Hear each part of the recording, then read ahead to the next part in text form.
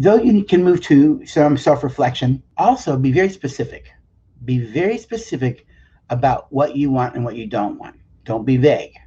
All right. Be very specific and clear about what you want and what you don't want. This is very, very important. All right. The truth sets you free. Clarity around, which is about specifics, right? Creating clarity gives you now gives understanding. With a lack of clarity, there's going to always be a little confusion. So be very specific about what it is you're looking for, what you're wanting, what you're willing to do and not do. Don't be vague. All right. Don't be vague. And this is a really important one here as well as you kind of wrap up.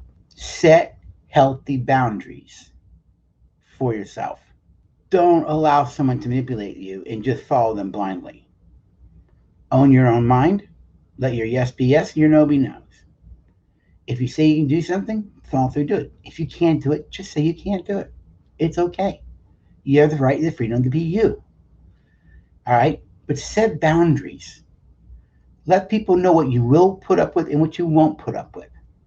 One of the things that my wife was really good at, and because I was so broken and immature in the early days of marriage, I actually found it threatening.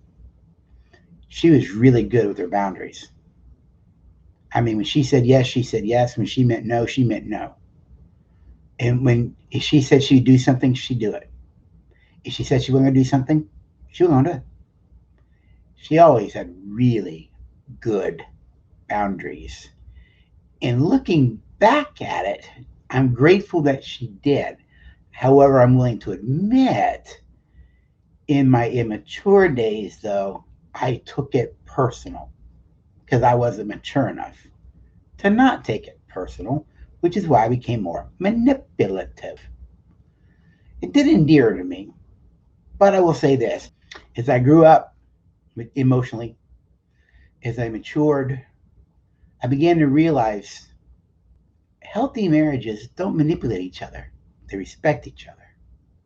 Healthy marriages, people ask for what they want. I really like some time. I really like a hug right now. I really like for you to sit down and hear me out. They ask for what they want. They speak up for themselves and they allow their spouses to be who they are at the same time.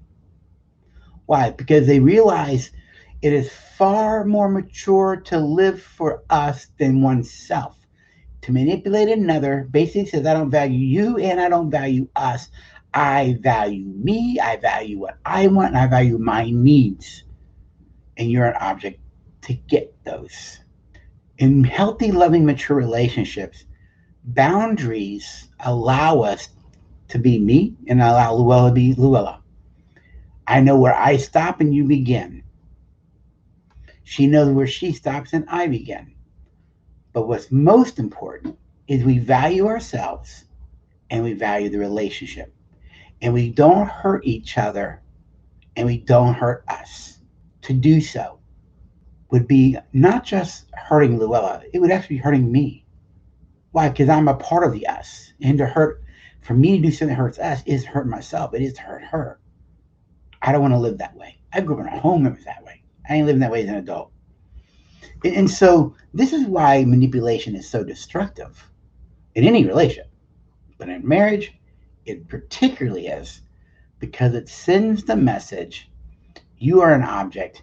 And by the way, this relationship that you have with me called marriage is not going to be a safe place for you. And that to me is a far greater problem.